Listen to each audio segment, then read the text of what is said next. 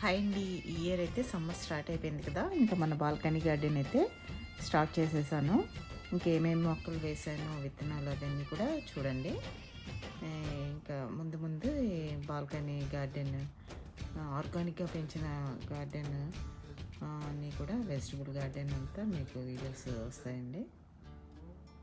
మీరు కూడా చూసేయండి ఏమేమి మొక్కలు వేసానో అన్నీ. బెండకాయలు, చిక్కుడుకాయలు, సొరకాయ, బీరకాయ అన్నీ కూడా వేసాను. తోటకూర కూడా వేసాను.